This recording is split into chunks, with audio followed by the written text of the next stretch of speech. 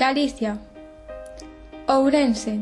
Aquí se encuentra la sede de FECIGA, acrónimo de Federación Gallega de Cineclubs. Esta asociación sociocultural, que se constituyó en julio de 1984, en la primera semana del cine de Villagarcía, agrupa prácticamente a todos los cineclubs existentes en nuestra comunidad, intentando poner en marcha un circuito para proyectar películas que normalmente no llegan a las grandes salas, cine made in Galicia o cine extranjero que llegan más a la crítica y a un determinado sector del público. FECIGA pertenece a la Confederación de Cineclubs del Estado español y a la Federación Internacional de Cineclub. Como miembro de esta última, participó en la configuración de jurados del Premio Don Quijote, que se otorga en diversos festivales internacionales. Cualquier cineclub puede solicitar su incorporación a FECIGA y la Asamblea General decidirá, si no hay ningún impedimento, su integración como cineclub federado. Pasado un año de su incorporación, podrá contar con ayudas de la asociación para la organización de ciclos y semanas de cine. Hay cineclubs en Ourense, Santiago, Carballiño, O Barco, Cangas, Goián,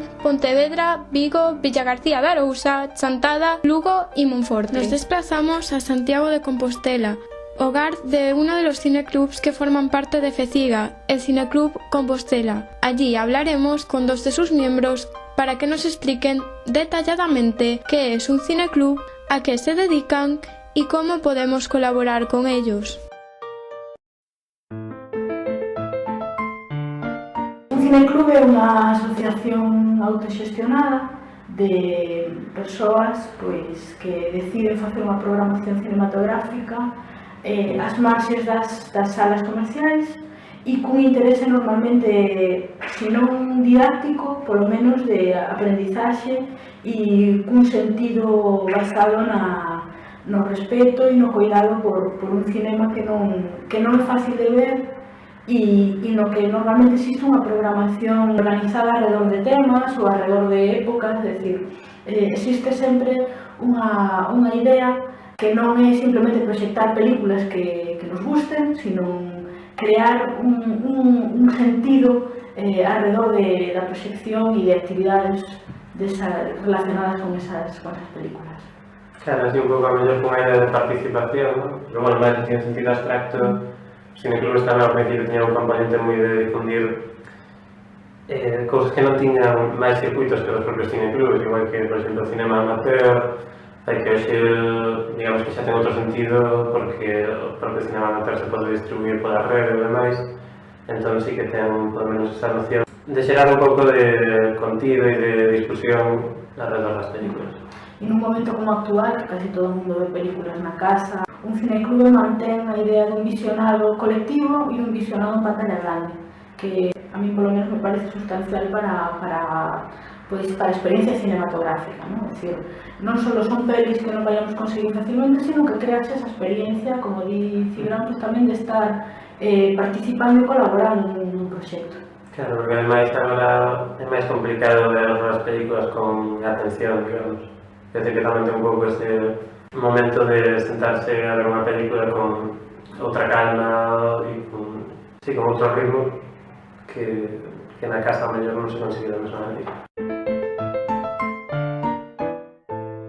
Nace, hai 13 anos nesta facultade, na Facultade de Ciencias da Comunicación, non só por parte de alumnos desta facultade, sino por un grupo de persoas que teñen interese en montar algo para desarrollar esa idea de unha asociación na que se traballe non só proxectando películas, que isto tamén é importante decirlo, sino axudando a que moitos filmes do noso ámbito, do cinema galego, tamén podan verse porque son prácticamente invisibles non digo xa en cinemas comerciais, sino noutras redes, porque ainda que existen nestes momentos unha certa rede de festivais que se empeza a proxectar cinema difícil de atopar noutros ámbitos, cando nace o cineclube prácticamente non existe esa posibilidade e estamos falando de hai 13 anos, é dicir, a rede tampouco daba grandes opcións e, polo tanto, era necesario aínda contar cunha sala. As primeiras proxeccións do cineclube fixeronse aquí no auditorio da facultade, despois durante un período de tempo breve foron no Cine Llago e nestes momentos pois, se proxecta na Xuntaria do Pichel, que é unha asociación cultural na que hai unha sala na que se pode facer proxeccións. Claro, daquela tamén, si o contexto era distinto porque estaba máis oficializada a cousa, porque se contaba coa axuda da universidade, a de ceder a sala e creo que tamén de financiar as copias. Sí, e que as copias ademais eran en 35 mm, por lo tanto, había un proxector de cine e un proxeccionista da universidade. Exacto, é dicir, era unha cousa, vamos chamarle oficial. Nestes momentos, copias as conseguimos nós, e non son en 35, sino que son digitais. O sistema cambiou bastante desde eses inicios, non? Sí, tamén o propio tipo de películas que se podían conseguir, porque daquela acceso ás copias de 35, claro, poñíase moito máis cine clásico, digamos, porque era o que había disponible, que era que había que estar con distribuidores. Claro, exacto, é dicir, nestes momentos, pues, tamén existe unha maior liberdade nos a hora de programar, pues, porque a rede permite acceder a un montón de material que está aí, ainda que a veces tamén sexa difícil de conseguir en boa calidade ou nas condicións que nos queremos proxectar. Claro, e ademais agora non ten o mesmo sentido de poñer eso a Hitchcock ou a Bergman. Agora todo o mundo ten acceso a esas películas, incluso moitas veces en pantalla grande, ciclos que se fagan ou que sexa, entonces non fai falta, digamos, cubrir ese oco. Existe unha gran disponibilidade e o Cineclube pues, non pode funcionar neses parámetros nestes momentos.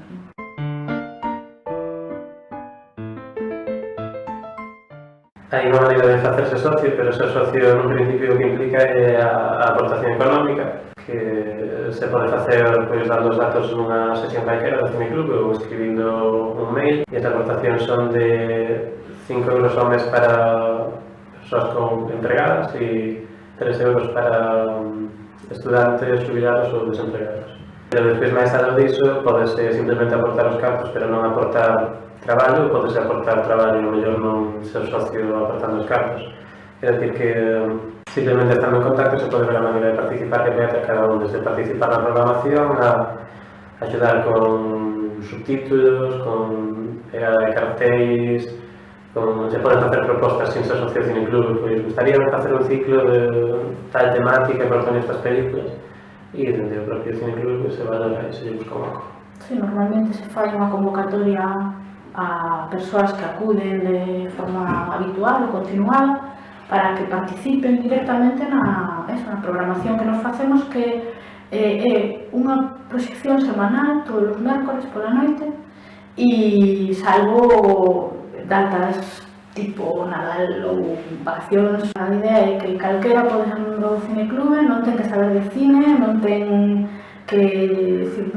tens que formar parte de ninguna asociación previa, non tens por que ter estudado nada, é dicir, simplemente se che gusta o cine e te apetece ver unha peli a semana, ti podes ser parte do Cineclube e colaborar de forma máis forte, pois, para traballar un pouco nas tarefas habituais, por exemplo, subtitular. Para cada sesión buscamos un texto, porque con cada vez que en cada proxección repartimos unha folla de sala con algún texto crítico que explique ou que ilustre un pouco certos aspectos da película e, bueno, moitas veces buscado, máis traducido, moitas veces tamén leva o seu traballo e é outro tipo de maneira de colaborar. Bueno, e o das aportacións económicas non é por ningún ánimo de lucro, claro, é porque temos un local no que tamén os socios poden ter acceso a un fondo de películas que temos e revistas e demais, pero, bueno, temos que pagar o lucro do local e gastos de cartelería, basicamente. Sí, cartelería e de vez en cando, si convidamos a algún director ou alguna persona a presentar unha película, lle pagamos a viaxe, os gastos, o que sexa. Desde o mes pasado estamos colaborando co CEGAC, co Centro Galego de Arte Contemporáneo, nun curso de cinema moderno, derivas da modernidade. Nos pediron colaboración para organizalo e, ademais, participamos nun proxecto europeo con outras dúas asociacións europeas, unha polaca e outra da República Checa. É un proxecto a 2 anos de colaboración entre os tres entre as tres partes, viaxes e organización de eventos entre os tres, é dicir, é un proxecto no que nos aprendemos deles, eles aprenden de nós e facemos ciclos, facemos un pouco unha difusión do cine de cada un dos países pois nos outros. Sí, por exemplo, estiveron aquí os da Asociación de Polonia, fixemos unhas sesións de cine polaco que trouxeron eles, isto foi en xuño, máis unha exposición na Xe Casal con traballo do seu proxecto e demais, e agora pois a idea, non sei se ao final se concretará, era cando vayamos a República Checa levar tamén algúns directores galegos para que podan poñer allí as súas películas.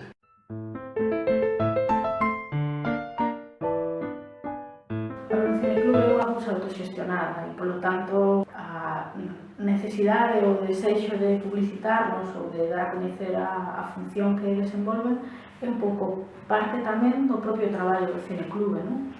A implicación, nós creemos que é unha Consellería de Cultura que ten que ocuparse da industria cinematográfica, digamos, e de financiar o talento, de ocuparse de que o cinema nacional poda verse en salas en Galicia, non só cousas puntuais e esporádicas como as Morga, que parece que enche un oco que non existe nunca e de repente parece que o cine galego se pode ver en todas partes e non é verdade, é unha ficción. Claro, porque moitas das películas que se fan en Galicia que realmente a certo nivel crítico teñen moita presencia, a etiqueta no cinema galego e se fala e as películas van por festivales e logo a mellor en Galicia moitas delas teñen 4 ou 5 proxeccións e non se ven máis e eso realmente é moi triste e eso sí que é unha cousa da que as consellerías de cultura deberían ocuparse. É un pouco traballo da administración pública, no noso caso, por lo menos no caso do cineclube, pois tampouco queremos ninguna inxerencia, é dicir, nos colaboramos con quen queira colaborar, pero un pouco a programación e todo que as actividades que se fan son autoxestionadas, dependen dos socios e do consenso entre nós, non? Sí, eu creo que as institucións o que teñen que facer é facilitar todo o demais, non necesario, quer decir, por exemplo, a Consellería pois ten o CEGAI, que está na Coruña e ten unha programación moi interesante, pero a mellor ese acceso ás películas que ali é posible en outras cidades non é o mesmo. Bueno, agora, por exemplo, colaborar co Cineclube de Ourense, co Cineclube de Parque. Pero, por exemplo, a ver, eu non estou falando só de cidades, non? Se ti vas a unha vila galega e non podes ver cine galego, que non podes ver ningún cine, non? Pois ese é o traballo das administracións públicas, facer que o cinema, como experiencia, tamén, non morra, é dicir, poder achegar aos cidadáns a posibilidade de ir ao cine a precios razoables por outra parte, non? Estamos vendo que hai iniciativas como a Festa do Cine que parece que funcionan moi ben e para eso xa fan iniciativas tipo cinemas digitais que levan o cine ás vilas, etc. Entonces eu creo que a administración ten bastante traballo e nós, de alguma maneira, podemos funcionar como un complemento aos cineclubes, non? Un complemento a ese traballo que se pode facer, pero... Sí, canto menos hai a administración, pois parece que máis ten que facer a asociación. Claro, por unha parte como un catalizador a inacción das institucións, pero por a outra, ao final botas en falta precisamente que haxa un pouco máis de alfabetización cinematográfica. Sí, exacto, alfabetización cinematográfica que, é dicir, todo o mundo... O cine é un medio que che permite entender o mundo, non? E, polo tanto, é necesario, e nestes momentos un currículum escolar non pode prescindir do audiovisual. Entonces, haberá moitos nenos galegos de moitos lugares que non vayan ao cine ata que sexan bastante maiores, non? Porque non van poder na súa vida. Entonces, eso, nos parece que é un traballo da administración. Sí, ou igual que o uso da televisión pública tamén podía axudar bastante máis do que axuda neste sentido, porque eu tampouco recordo ter visto moitas películas galegas na TVG e na TVG2. Ou hai compromisos, pero despois se proxectan o Día das Letras Galegas, aí se proxecta de todo, non? Pero o resto dos días que non existe, dicir, non... Sí, non sei. Sí, ponese en valor certas cousas, pero outras non, e moitas veces depende moito de quen este no goberno nese momento. Sí, da sensibilidade que exista. E iso non podería ser así, é dicir, debería ser unha cousa estable e e en Galicia particularmente nos últimos anos é un auténtico tío vivo, é dicir, dependendo de quen estea no goberno, se fan unhas cousas, desmontanse as anteriores, etc. Eso ten que ser unha cousa estable. No cineclube sí que somos estables desde hai 13 anos, sempre xa te lo digo. Podríamos ser moi pesimistas, non? E decir, bueno, pues non hai espacios, pero ao mesmo tempo, precisamente a través de cineclubes, a través de iniciativas individuais, ti vas vendo que existe un interés por crear e por divulgar e por mostrar. Sí, que a xente ten un interés igualmente por ir ao cine. O que pasa é que moitas veces esos son os propios prezos os que bota atrás a xente e tamén porque se entrou nunha dinámica, por unha parte, polo lado dos impostos e do IVA, que eso realmente é moi perjudicial para a hora de poder ofrecer cine a uns precios razonables. E pola outra, por parte dos propios exhibidores, que moitas veces preferiron compensar subindo os precios do cine as cargas que estaban tendo en vez de intentar facelo máis accesible, e iso entrou nunha dinámica que ao final fixándose manteñen as mesmas cifras de beneficio pero con moito menos público, simplemente sí, igual que na industria musical houve durante moito tempo un